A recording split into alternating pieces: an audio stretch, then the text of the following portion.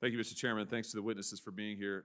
Dr. Quay, if I could just start with you. You said in your written testimony that the genome of COVID has some of the hallmarks of gain-of-function research, and in particular, 3 genomic regions you say have the signature of synthetic biology. 1 region has features of the 2 types of forbidden gain-of-function research that are associated with bioweapons development.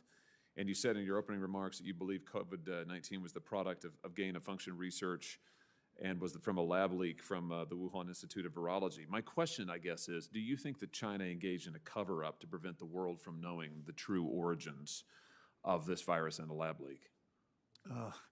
I think there's abundant evidence that they have not shared all the information they had at the time.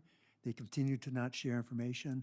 I could give you a laundry list of 20 things that they've done, starting with a website with 21,000 viruses on September 12th. 2 a.m., someone was in the Wuhan Institute of Virology. That had been available to virologists for a decade. It was taken offline. It's not been returned. We've asked to see it. No one that I know of has ever seen it. It goes on from there. Are you concerned with the continuation and expansion of Chinese gain-of-function research? Well, I think I testified here that in December 2019, they were doing synthetic biology on a cloning vector of the Nipah virus, which is 60% lethal.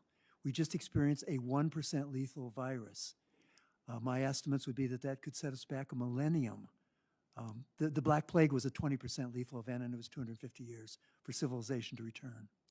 Let me ask you this. How safe were the testing conditions at Wuhan, to your knowledge? Well, I think that a lot of the Western virologists actually used the findings of that as a way to get around saying it was okay at the beginning. All of the work that I've described is being done at what's called BLSA 2-3 level, which is commonly spoken of as a dentist laboratory level of biosafety. So maybe a little higher than that, but that's not a bad euphemism.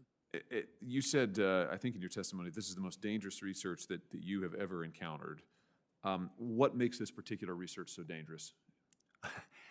If you're doing experiments with a pathogen that is 60% lethal but is not airborne, and you make it airborne in the laboratory, and someone walks out with it. Nipah has a 21-day incubation period. It's perfect for widespread spread without being detected.